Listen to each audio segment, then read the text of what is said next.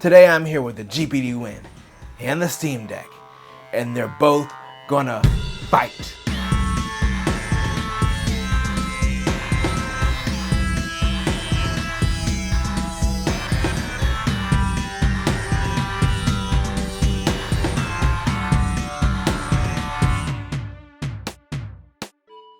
Welcome to Mike Texts It Out. I'm Mike, and I am here to do a comparison between two very different handheld PC. I'm talking about the Steam Deck, and I'm talking about the GPD WIN 3. Before we get started, I want to preface a few things. All the footage that was captured as far as performance was done at the max TDP of both of these systems. This is also the Core i5 version of the GPD WIN 3. There are two higher i7 versions of this. So this is going to be the lowest performing GPD WIN 3, but in reality the difference is maybe like a few frames between the different versions. The other thing is the WIN 3 is on its way out. GPD has already announced the WIN 4. That's on its way. I'm personally excited about it. I like the way the keyboard looks, how they actually has keys instead of this like flat touch type surface thing, which works okay, but it's not the greatest. So it's going to be using a Ryzen APU, which the performance is going to be outstanding. If it's anything like the Steam Deck, it's going to be outstanding. And it's going to have USB 4, so it's still going to be a fast enough connection to use an eGPU. So it's going to be like the best of both worlds, but it's also probably going to be like over $1,000.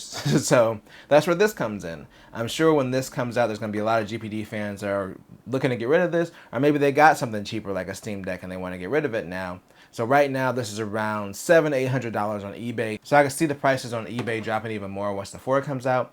So this would put it a lot closer price-wise to the Steam Deck. So I think that's why this makes this kind of an interesting comparison. With that out of the way, let's kick off this comparison. Let's talk about the controls for a little bit. So one thing that I've been critical of with the WIN 3 has been the fact that the thumbsticks fall off. Yes, I did put some tape around it and they've been a lot better. It still is an issue. And if you're really in an intense gaming session, they can still slide off. Whereas with the Steam Deck, its thumbsticks are super solid. The thing I like better on the Steam Deck are the triggers and the shoulder buttons, because the shoulder buttons are real clicky and the triggers just feel a lot sturdier. Specifically, the R2 on this particular unit is like really loose. Like I haven't had any issues with it at all, but I don't really feel comfortable about it. However, I will say after using the Steam Deck for an extended period of time, I definitely like the D-pad and the face buttons better on the WIN 3. I like how clicky they are. Also, the D-pad on the Steam Deck for me just feels like it's in a weird place. I don't know why it's so difficult for me to reach sometimes. It kind of feels like hitting that 5th button when you're playing Guitar Hero. Everyone's still playing it. It's still hip right. The kids still play Guitar Hero. Y'all play it. But it kind of feels like when they incorporate that 5th button, it's kind of like it's just slightly out of reach where I wouldn't want to use it long term in a game. Using the thumbsticks to me is comfortable. Maybe it's just having to get used to moving my hand over to it, but I actually prefer to use the touchpad in a lot of cases. Like if I need to do something quick with the D-pad, I usually just reach down and use the touchpad. I kind of feel like this is where it should be, but I kind of understand wanting to have 2 touchpads and why they made the decision that they made, but I definitely feel like the placement of the D-pad's kind of weird. I don't know, maybe it's just a me thing. Speaking of the touchpads, let's talk about the mouse controls. Now, I do like the versatility of the Steam Deck. I like the fact that you can go in and you can configure these touchpads to do what you want to do. You can change the acceleration. You can change what it does when you click stuff. So by default, this left one is usually set up as like a D-pad, and then the right one is usually set up as a mouse, and then they use one of the shoulder buttons to click. So what I usually do, like for instance with Epic Game Store, is I'll go ahead and switch it so that way when I press this in, this does a left click. And I know that might be unintuitive to some people because it's the right trackpad, but since I'm using this as kind of like a touchpad, to me it makes more sense to just click it in. And then I'll set this as a scroll, and then when I click this in, I'll set it as the right click. So this is left click and this is right click. For me, it's more intuitive because it reminds me of using a trackpad, but I do like the versatility of the controls. Speaking of that, this is definitely not a trackpad. It's not trying to emulate a trackpad. It's actually emulating a trackball. You just whip your finger across this. There's a lot of vibration and acceleration. I had to turn the vibration down because I felt like it was a little bit too much, but they definitely do kind of make it feel like a trackball. So if you're expecting like a mouse pad when you use this, it's not. It's going to be like using a trackball, so it's just going to be a lot more acceleration. So it does take some getting used to. Overall, they function, they do what they need to do, especially after you tinker it and configure it and get it the way that you want to. The GPD WIN solution is better. They just have the switch that turns your controller basically into mouse control. It turns the thumbstick into the pointer control. You hit L1 for left click, R1 for right click. The D-pad scrolls up and down pages. It works surprisingly well without really having to think much about it. Once I learned the buttons the first time, I never had any issues remembering what everything did. I did tweak the acceleration of Windows to make it a little bit faster, but that's the only thing that I have to tweak with this. I do like the versatility of this, and it is nice not having to switch between controller and mouse controls. But this just works a lot better. So I have to give them the points for that aspect of it. Also, just having the keyboard here and being able to like Alt-Tab out of a game or do whatever shortcut I need to do to get out of a game, or if I need to type something in a game, then this is just a lot more convenient. You can pull up an on-screen keyboard by hitting the Steam and X button, but I find that it doesn't always work reliably, so I definitely like having the physical keyboard as well, and I do count that as a control because technically it is a built-in control for this thing. They also both have back buttons that you can customize. On the Win 3, I just have one set up as Alt-Tab and one as Alt-Control-Delete, just to do full screen on emulators and get out of a game if I need to. And then on the Steam Deck, I really don't use it that often. I have one set to escape for emulators. I give that kind of a tie. It's useful to have the buttons. I just don't use them that often as far as like actually in game. I just use them for shortcuts. But overall for gaming controls, I have to give it to the Steam Deck. The controls just feel a lot more sturdy and they give you console size controls. Like yes, this is a bigger device, but the thumbsticks are definitely a lot better and a lot bigger. And it feels like using like an Xbox One controller. Whereas for productivity, I would definitely give this the edge. This doesn't have the best gaming controls. They're solid with some reliability issues. I'm not going to gloss over that. But I do like the fact that I was able to just set this up when I first got it, set Windows up, install everything without needing to hook up a mouse and keyboard, which I can't say the same for this when I need to install like Epic Game Store or install emulators. So that part of it's pretty cool. So that's why I give Win 3 the edge as far as productivity. This is better for gaming. Now that we talked about the controls, let's go over the rest of the hardware. As far as ports, I definitely have to give it to the Win 3. It's not like that much better than the Steam Deck, to be honest, but the fact that it has Thunderbolt and you can do an eGPU because it has Thunderbolt, and it has a USB 3 port at the top, which is USB-A, so you can hook up pretty much any standard device. It just makes it more versatile than the Steam Deck. Like this just has the one USB-C at the top. They both have volume controls. They both have a sleep button. They both have a headphone jack. They both have a micro SD card slot. So they're pretty close. It's just the fact that this has Thunderbolt and then an additional USB port that makes it a little bit better. Build quality, I have to give it to the Steam Deck because I haven't had any build quality issues out of the box. I mean, the actual chassis and the sliding mechanism is really good. Like I have no doubts that this will last a very long time. And as someone who grew up in the era with slider phones, that's a big compliment because those did not last a very long time. So there are things that GPD did very well. I like the quality of the plastic overall, the clickiness of these buttons.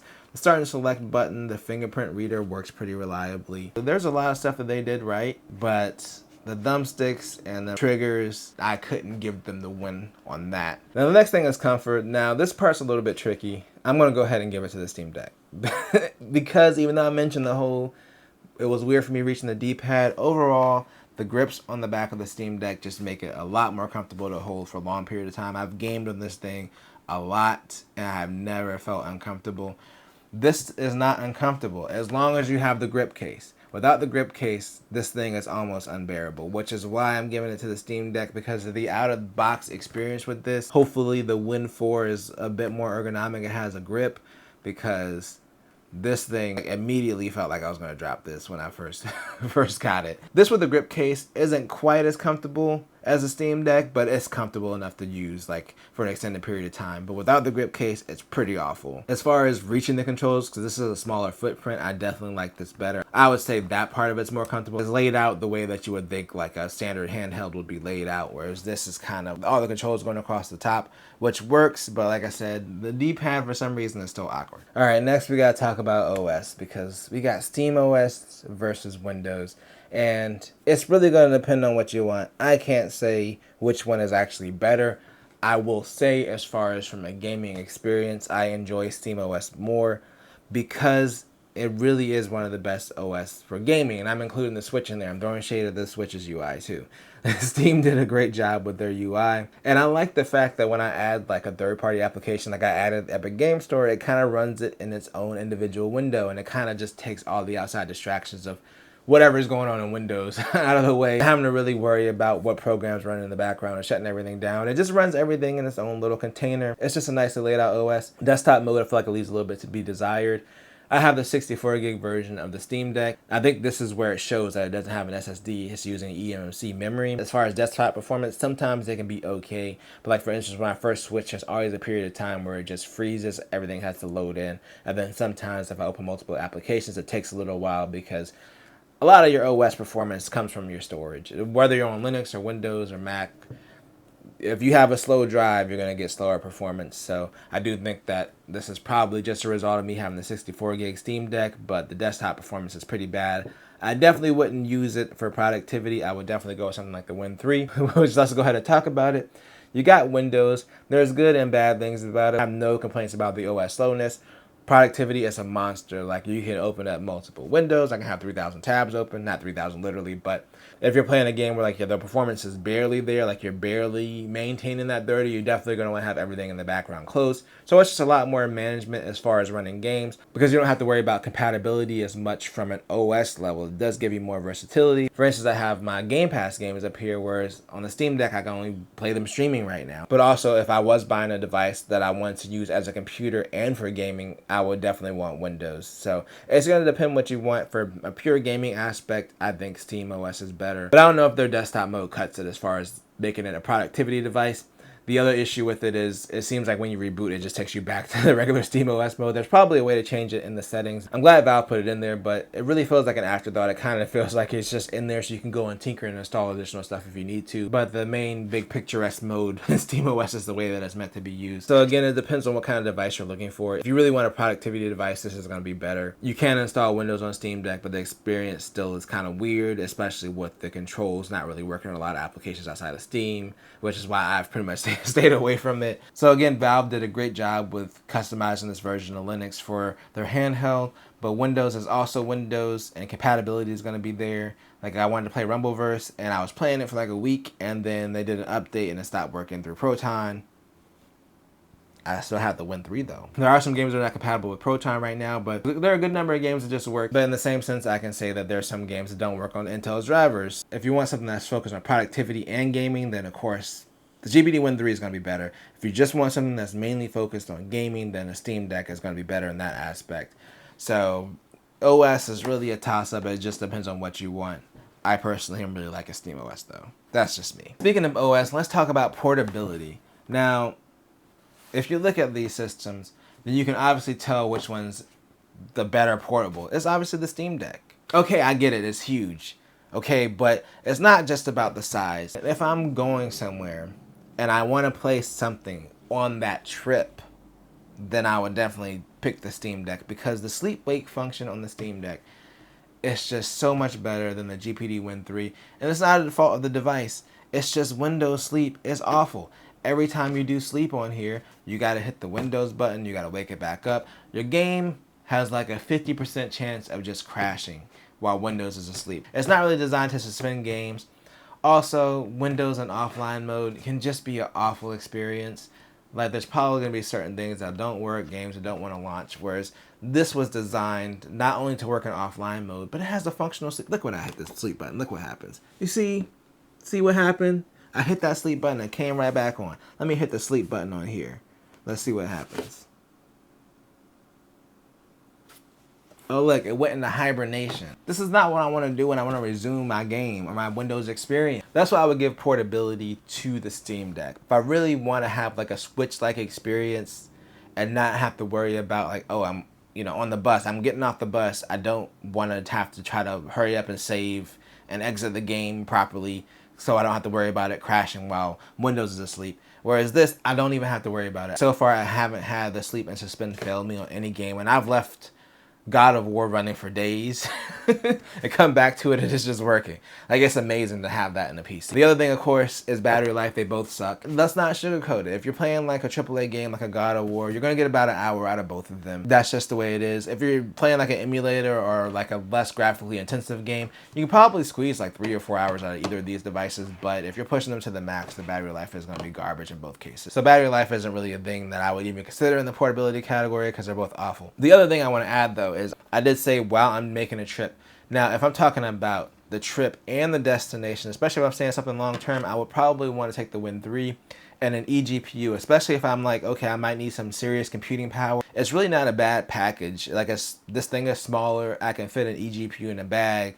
I can maybe, do some stuff while I'm on the road trip, and then when I get to my destination, if I want a computer there, especially if I'm going to be there for a few weeks or something, but I want something that's a little bit more powerful that I can just use as a computer, or even if I wanted to bring a portable monitor, that's not too much of a setup to get like a really, really powerful computer, especially with an eGPU, depending on what you have. There's a strong case to be made for the Win 3, but as far as a portable handheld with the reliability of a handheld, the Steam Deck's gonna be better. All right, let's talk about performance. So, out of the box, performance, which means max TDPs on both, the best settings that I can muster on both. Just tested a handful of games, and I'm just gonna say every game that I've played on the Steam Deck has just ran better. For instance, Cyberpunk on the Steam Deck is playable. Like, it gets around 30, yeah, it does occasionally dip, but it feels so smooth that it's ridiculous. I installed Cyberpunk on the Win 3 today for the first time, actually, because I was curious about it.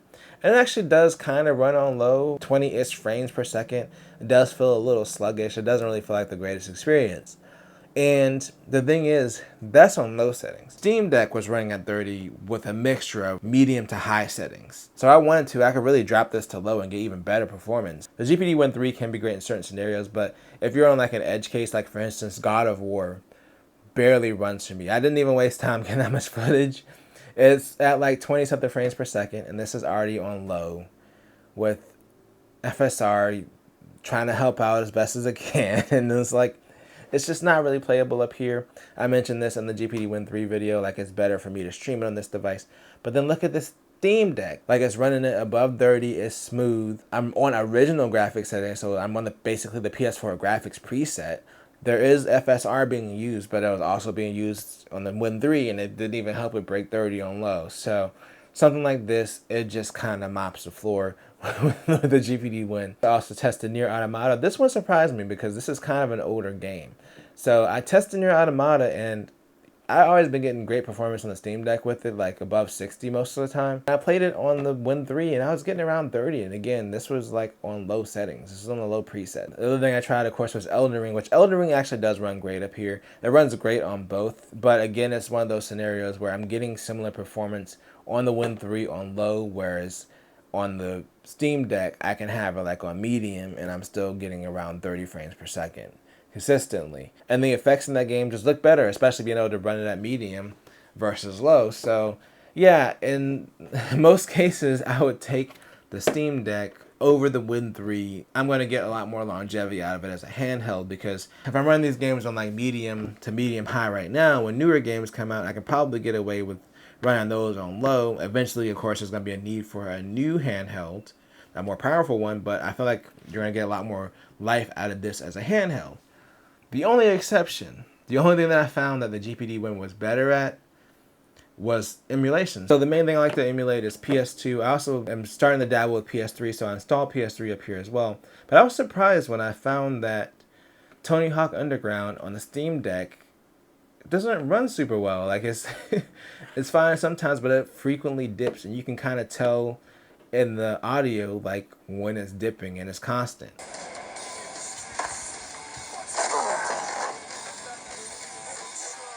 Like with the Win 3, I've been playing the crap out of Tony Hawk Underground up there, as well as like Def Jam and a bunch of other wrestling games, and I had no issues. I was like, wow, this is an amazing experience. And the Steam Deck, I was surprised. I was like, huh, maybe it's just Tony Hawk, but I didn't have any issues with it up here. I also tried Def Jam on both, and it ran flawlessly on both. There were a few more dips on the Steam Deck than on the Win 3. So it could be because Tony Hawk's a more intensive game. But yeah, I was definitely a little bit disappointed as far as that. But again, I don't want to discredit the Win 3. It is still a powerful handheld. I feel like a lot of its issues are just due to Intel's graphics drivers as far as with traditional games. And it can kind of flex its power with these emulators. And it really does. I had a similar story with PS3. So I tried Demon's Souls on both. I could not get any image on Demon's Souls on the Steam Deck. No matter what setting I chose, whether Vulkan or OpenGL, or tweaking all kinds of settings, I could not get it to produce an image. It would just go into a black screen. And this did do that for a while, but after tweaking it, I got it to work. Had no luck with the Steam Deck for some reason. At least the tutorial area runs pretty well on the Win 3. The Steam Deck, of course, I got nothing. One game I got to work on both was Infamous, and it's pretty bad in general. Look, I'm just gonna be honest. There's PS3 emulation is all over the place anyway, and Infamous just seems like one of those games that's just generally bad. Even when playing it on my 3080, I was still getting around 30-ish frames at the most, and it wasn't like a steady like, ooh, this is super good. It was kind of like, this is barely running. So they both got around the same frame rate, which was around 10 to 15 frames per second. But for some reason, the Win 3 felt a lot more playable. It was a little bit smoother. It just felt like it was handling the game a little bit better. So emulation-wise, this is definitely better. Of course, if you hook up an eGPU to this is going to trounce the Steam Deck performance-wise. Yeah, it's going to steamroll the Steam Deck if you hook up a GPU to this thing, especially if you're just playing on the internal screen at 720p. As far as internal performance, for the most part, the Steam Deck is better. You do have the option for the eGPU, but at the same time, do you really want to have this hooked up to an eGPU all the time just to be able to play certain games? I don't think that's a realistic expectation for most people. Performance, I have to give it to the Steam Deck. There's a lot more versatility with this because you can overcome those performance limits with hooking up an eGPU. But again, standalone performance, the Steam Deck wins. And I kind of want to conclude this video by saying that neither device is bad. I did hand out a lot more wins to the Steam Deck, but there's still a lot of value in the Win 3, and I'm interested to see what the price drops to after the Win 4 comes out. I'm not making this video solely based on the value proposition, but we do have to talk about it. So there's just going to be no way that the Win 3 is going to match the value of the Steam Deck, right? Because this thing I paid $400 for. I did spend like $70 on memory card, so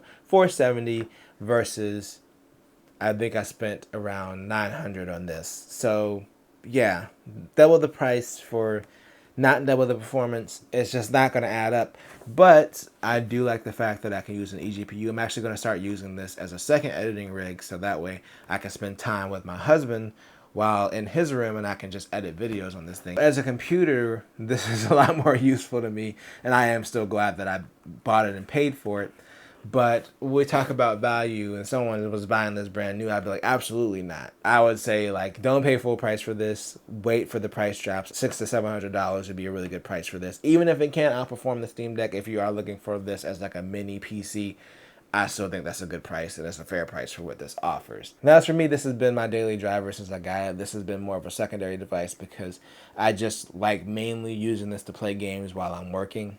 Don't tell my boss. And this is pretty excellent for that. My perfect device, I'm going to be honest, is probably going to be the Win 4. I might have to get that when it comes out. It solves a lot of problems with the Win 3 by using an AMD CPU, and their graphics drivers are just way more mature than Intel's. So having that, plus having Windows, plus having the keyboard, which I really love, and having the option to use the eGPU, that would be the ultimate device for me. So we'll wait and see how that shakes out. But these are both excellent in their own ways. Let me know what you think. Let me know which one you would choose. I'm choosing both. It's not fair. That's not a fair comparison. That's like me not picking a winner. But that's just what you're going to have to deal with. I'm not picking a winner. Deal with it. I like you both. But seriously, it just comes down to what you want. Productivity, go with this. Gaming, I'd say go with this. Let me know what you guys think in the comments. I'm bringing this video to a close, but if you enjoyed this video, then make sure to tell a friend, tell a coworker, like, share, and subscribe, and hit the bell notification to be notified when I drop a video, and always do at least 2 things at the same time. Peace.